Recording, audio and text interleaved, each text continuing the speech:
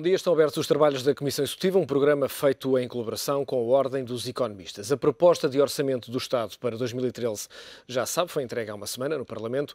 A Comissão Executiva termina hoje a análise desta peça orçamental, tentando perceber o que vai mudar de facto na vida dos portugueses, contribuintes singulares ou empresas. São convidados desta edição Susana Sotolinho e também Carlos Lobo e Rui Leão Martinho, bastonário da Ordem dos Economistas. Nesta Comissão Executiva analisamos também a carga fiscal em Portugal, que atingiu 1/3 da riqueza produzida em 2011. É o valor mais alto desde 1995. Os números são do Instituto Nacional de Estatística e confirmam o que os portugueses sentem no bolso todos os dias. Em 2011, a carga fiscal atingiu 1/3 do PIB, ou seja, 33,2%, o valor mais alto desde 1995. O INE explica a subida, que face a 2010 foi de 1,7 pontos percentuais, com o aumento dos impostos diretos de 11%, com crescimento de 9,2% no IRS, muito devido à sobretaxa aplicada em 2011. No IRC, a subida foi de 13,5%. De acordo com os dados do Instituto Nacional de Estatística, o IRS é o principal imposto direto, tem um peso de 62% no total destes impostos. Já o IRC representa 31%. No que diz respeito aos impostos indiretos, a subida foi moderada, de 1,1% face a 2010. Por um lado, as receitas do IVA, Imposto sobre Tabaco e IMI, subiram. Por outro, os impostos sobre veículos, produtos petrolíferos e transmissões onerosas sobre imóveis desceram devido à quebra do consumo. O INE revela ainda que em 2010 Portugal tinha uma carga fiscal muito inferior à média da Europa, mas um estudo recente revelado pelo FMI desvenda que o país registrou o terceiro maior aumento de impostos entre 2009 e 2012. Resumo breve daquilo que é a carga fiscal para o ano 2013. Susana, bom dia. Obrigado por estar nesta Comissão Executiva. Também há boas notícias neste orçamento. Quais são? Também. Eu queria particularmente falar dessas boas notícias porque julgo que os portugueses temos falado muito sobre o orçamento e o orçamento está a ser visto, obviamente que é um orçamento pesado para as famílias, mas está a ser visto sempre e analisado de uma perspectiva negativa. E como os portugueses precisam de boas notícias, eu julgo que é bom falar sobre essas medidas positivas. Eu escolhi uma por cada imposto, uma em IRS, outra em termos de justiça fiscal, não de imposto, outra em termos de IVA e outra de IRC, e vou portanto... Muito bem. Eu proponho que comecemos pelo IRS, e terminamos depois o IRS e vamos depois aos outros impostos nesta análise mais detalhada. O incentivo ao mercado do arrendamento está bastante... presente na proposta. A taxa de tributação autónoma passa a ser de 28% e, portanto, os rendimentos prediais eram da taxa de imposto de IRS de acordo com o escalão do contribuinte. Portanto, uma pessoa que estivesse no último escalão e que pagava, por exemplo, 46% de imposto, paga agora 28% e, portanto, esta taxa de tributação autónoma tributa a uma taxa específica, mais baixa, os rendimentos prediais. Isto tem duas vantagens. Uma, introduzir rendimento no sistema que não estava no sistema, porque havia muitos contratos de arrendamento que não eram sequer celebrados para não haver esse controle fiscal e havia muita evasão fiscal no mercado do arrendamento. E julgo que poderá ser uma forma de baixar essa evasão. Por outro lado, é uma forma de aumentar o mercado de arrendamento numa altura em que os portugueses não conseguem acesso a crédito e comprar casa própria. E, portanto, o mercado de arrendamento é, de facto, uma outra alternativa. Depois, há uma outra vantagem em termos das deduções que foram feitas à coleta. Havia limitações, por exemplo, para os encargos com habitação própria permanente. Portanto, os valores de juros que eram pagos pelas famílias anualmente de empréstimos de habitação tinham um montante máximo de 591 euros, que neste orçamento baixa para 296. Portanto, juros com empréstimos à habitação, o valor da limitação é muito baixo. Os encargos com rendas só são deduzidos de 591 euros para 502. Portanto, há aqui um incentivo a que as pessoas procurem arrendar casa e não comprar casa. E, portanto, eu acho que numa situação em que o país está, de facto o recurso ao crédito é difícil, estas duas medidas são medidas para apoio ao arrendamento e talvez à reabilitação dos prédios que também estão tão deteriorados. Já vamos ver outras boas notícias dos outros impostos. Okay. Parece-me particularmente importante, sobretudo numa altura que também parte das cidades, nomeadamente as grandes cidades, têm muito património imobiliário parado ou mesmo degradado. Rui Lamartinho, uma questão importante relativamente ao orçamento. Há uma série de anos que esta peça orçamental não tinha a importância que hoje tem. Hoje é praticamente estratégico naquilo que é a definição da política do próprio Governo para o ano seguinte, a construção do orçamento do Estado. O que é que mudou nos últimos anos relativamente a esta questão? Bom dia. Pois eu acho que, efetivamente, desde que nós começamos, primeiramente, com a entrada da CEE, depois mais na zona euro, a ser um dos grandes participantes desses dois aglomerados, desses dois agregados, passámos a ter um valor muito maior em tudo aquilo que apresentamos, seja as grandes opções do plano, seja o Orçamento de Estado. A questão fundamental deste momento, até porque tem havido realmente muito barulho à volta destes documentos, é saber até que ponto é que há aqui mesmo uma estratégia definida da parte do Governo. Temos uma estratégia ou estamos apenas a cumprir a necessidade de obter receitas para chegar aos valores que nos comprometemos com o PAEF, ou seja, com o programa de assistência que temos com as instituições internacionais? Eu penso que neste momento é um pouco esta última razão, mas isto não pode levar-nos a ter um orçamento, digamos, a qualquer preço. E, portanto, eu acho que agora na discussão, após a apresentação da proposta, deve tentar-se o melhor possível, ainda que o orçamento venha a preencher algumas das necessidades que nós temos em termos de empresas, em termos de famílias, em termos de país, para que o orçamento não seja demasiadamente castigador e até impossibilitador da atividade económica e da atividade produtiva se poderem desenvolver. Há pouco a doutora Susana deu ali várias medidas do IRS que parecem positivas. Há outras que depois podemos ver, porque aliás o Rui Pedro ia dirigir o programa nesse sentido, mas há também, para além dessas medidas fiscais, há também medidas quanto ao emprego e quanto ao investimento que estão anunciadas.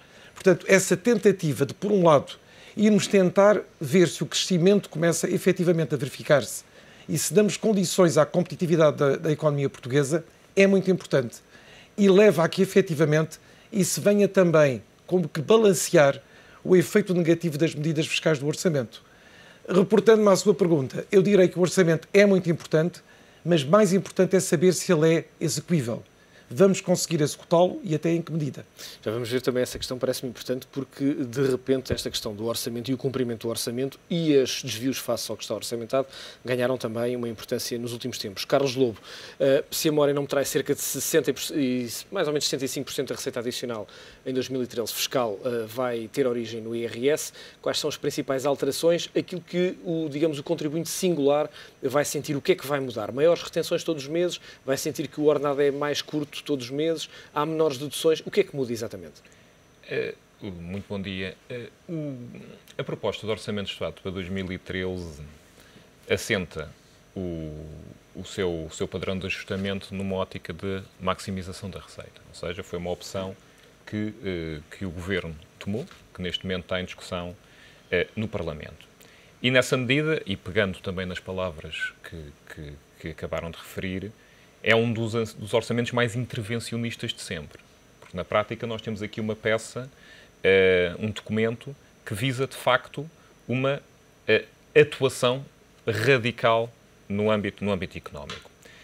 Os pilares da sua intervenção são, como nunca poderiam deixar de ser, aqueles contribuintes que, por razões sistemáticas, não podem nunca fugir da esfera de atuação do Estado. Quais são, basicamente, e o que tem referido, os trabalhadores dependentes, os sujeitos da categoria A, os imóveis, a questão do IMI é paradigmática, a velha questão da cláusula de salvaguarda. Tivemos a discutir o acessório, nunca discutimos o essencial, que é o padrão do IMI, e basicamente estamos a falar precisamente da tributação daqueles agentes que não se podem deslocalizar. E essa tributação é feita de uma forma, como bem disse, parcelar ao longo do ano. O que é que nós verificamos? Verificamos não só um aumento da taxa de tributação, mas também um aumento das taxas de retenção. Verificamos também, por exemplo, ao nível das empresas, e este exemplo é paradigmático, o facto das empresas não poderem anular o segundo pagamento por conta. Mesmo que, na sua percepção, elas não venham a ter rendimento suficiente em 2014 para recuperar o de 2013. O que é que significa? Significa que, neste caso concreto, o orçamento de 2014 já está a ficar comprometido por excesso de receita em 2013. Mas isso acaba por ser também um peso grande para a tesouraria das empresas, que muitas delas estão numa fase de queda de atividade e têm, obviamente, de fazer esse pagamento antecipado. Aqui existiam duas opções por parte do Governo. Uma, que eu acho que era adequada, e partia-se do princípio de que nós tínhamos que sobreviver em 2013. Ou seja, o problema de Portugal é um problema interno.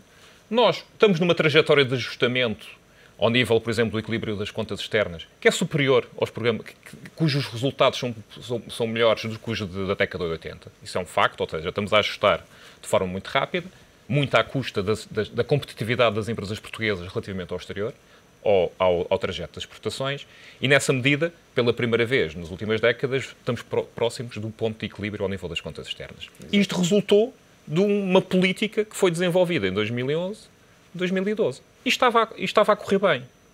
O que é que falta? Falta, obviamente, na minha perspectiva, as correções necessárias a nível europeu. E era isso que a Alemanha diz que não cede, mas vai cedendo. Ou seja, a Alemanha nos últimos anos, nos últimos tempos, vem cedendo em tudo, dizendo que não cede. A questão das compras dos títulos em mercado secundário, o refinanciamento dos próprios bancos, ou seja... Entre o discurso e a prática ali... Há um desfazamento. E vem cedendo. A questão da União Bancária, que diz que não faz, mas vai fazer.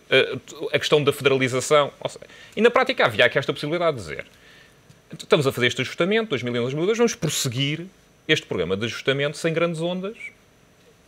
A Irlanda tem déficit de 6,3 e de 7,4, ninguém se importa.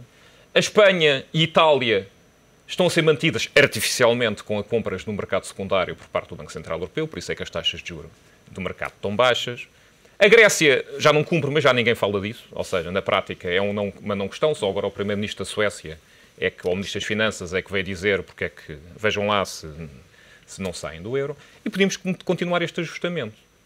Qual foi a opção do Governo? A opção do Governo foi uma opção mais intervencionista, como eu bem disse. Não, vamos insistir e vamos tentar cumprir as metas que estávamos vinculados. Reparem, quando se diz que é o Governo, não é o Governo, são os portugueses, porque na prática todo o ajustamento está a ser feito à custa dos portugueses, dos particulares, nomeadamente os trabalhadores dependentes ao nível da categoria. Agora a questão é esta: será que esse sacrifício valerá alguma coisa? Eu posso dizer que o sacrifício de 2010, 2011 e 2012 valeu alguma coisa. Isso é claro.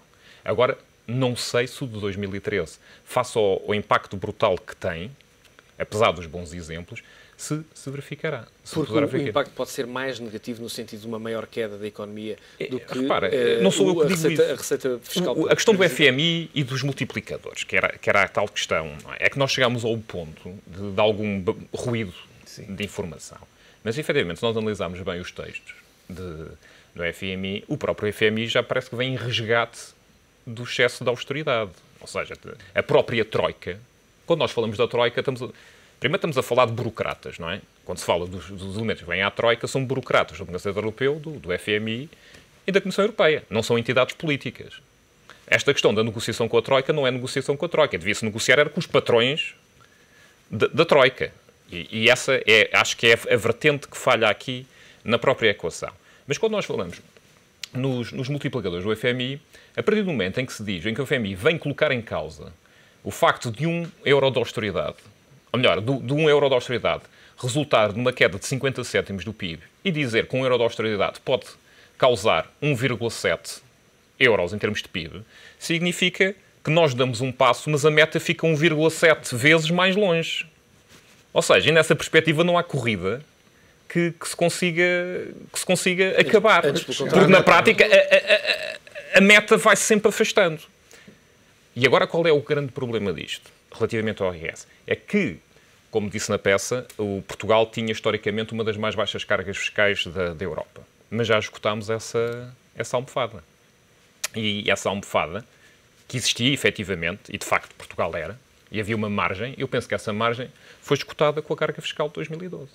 A de 2013, e face aos valores que se foram verificados, deixa muito pessimista no que diz respeito à receita do IVA e dos impostos especiais sobre o consumo.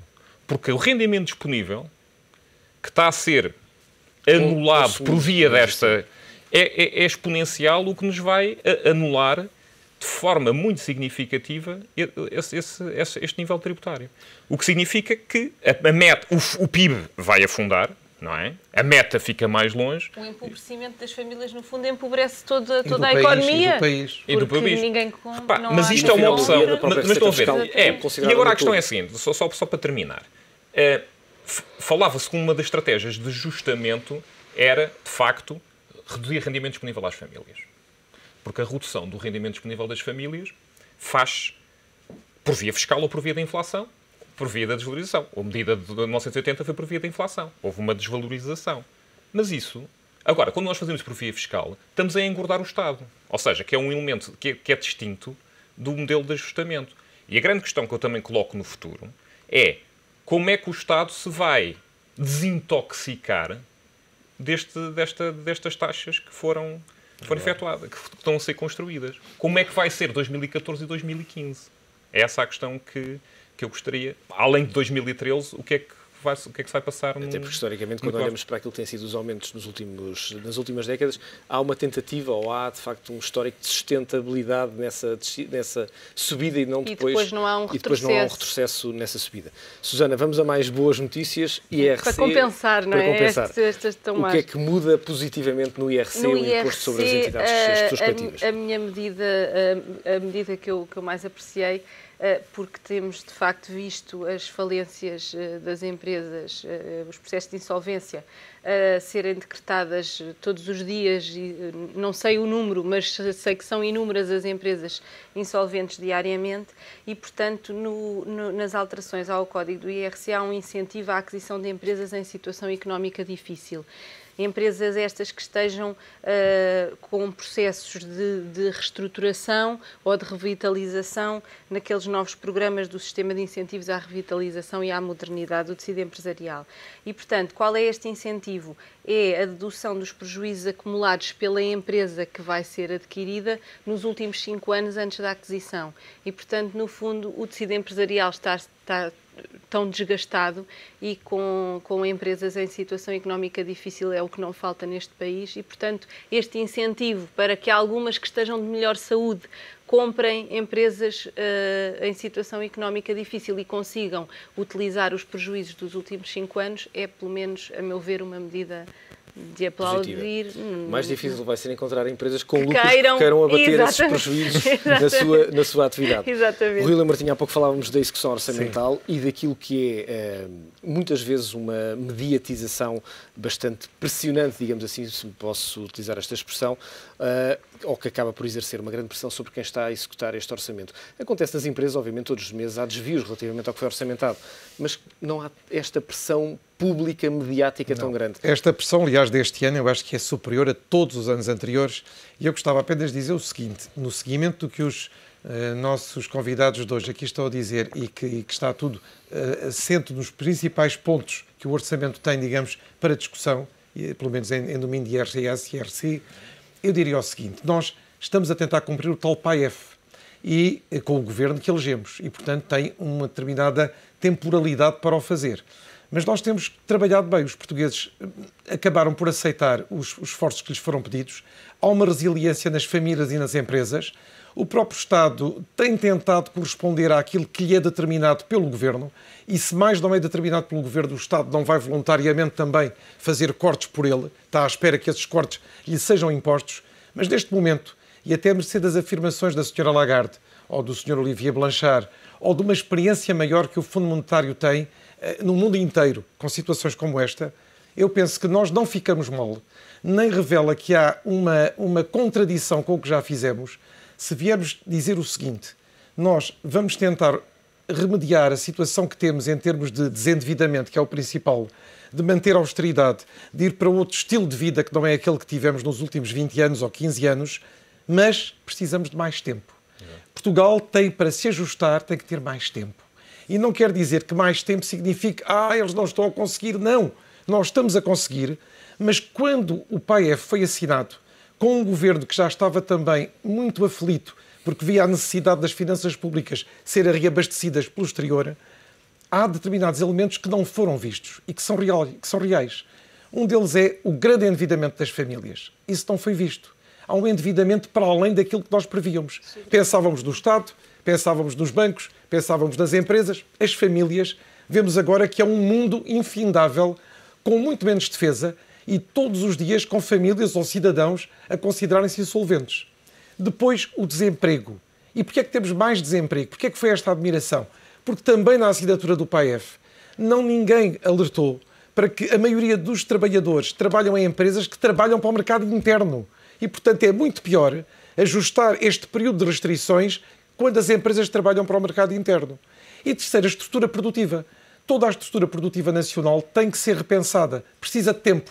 E, portanto, o principal que eu acho neste momento é, temos um orçamento, vamos tentar melhorá-lo o melhor possível, tentar arranjar uma estratégia mais sólida para aquilo que é ou deveria ser a base do orçamento, mas vamos trabalhar para, desde já, e veja que isto atravessa a sociedade portuguesa quase de um total, para conseguirmos mais prazo e para conseguirmos também uma melhoria dos encargos financeiros, porque nós podemos tentar fazer diminuir os encargos financeiros que do exterior nos estão a fazer pagar.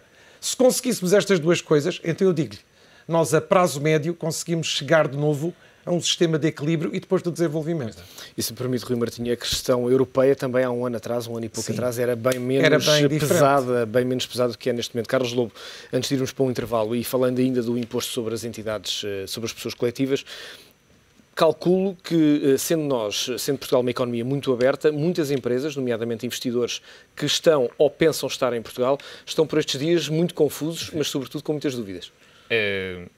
A competitividade de um sistema fiscal baseia-se muito mais na confiança e na estabilidade e na segurança do que, muitas vezes, na taxa nominal de imposto.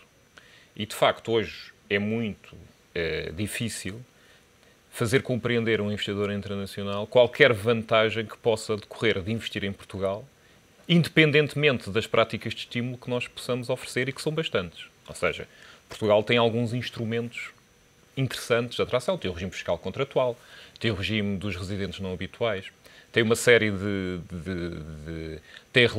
tem um sistema de investimento nos países CPLP que é mais favorável. Ou seja, existem uma série de estruturas que podem ser utilizadas. Mas o facto é que os entorpecimentos, a insegurança, a instabilidade, graça. E a questão nem é a questão da instabilidade legislativa, é que esta matéria da austeridade também foi transmitida para as entidades administrativas. E as próprias entidades administrativas, neste momento, estão extraordinariamente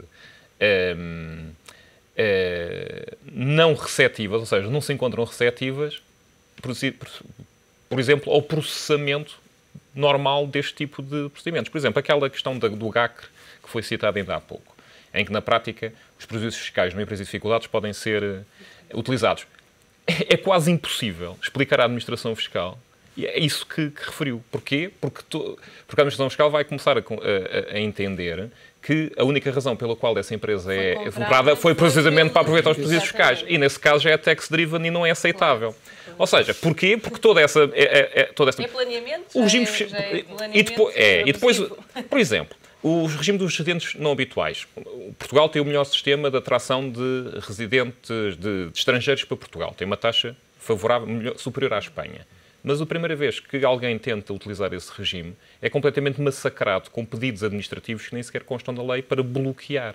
Ou seja, algo que era positivo, a história de Portugal como a Flórida da Europa ou a Califórnia da Europa, que tem sido transmitido ou tentado ser transmitido, depois é bloqueado a nível administrativo por parte da administração fiscal. Isto resulta do quê? Resulta precisamente do entendimento que a administração fiscal tem da emergência de receita. Logo, qualquer vantagem positiva que se dê é logo bloqueada na perspectiva administrativa porque vai contra o esforço de recolha de receita que é global.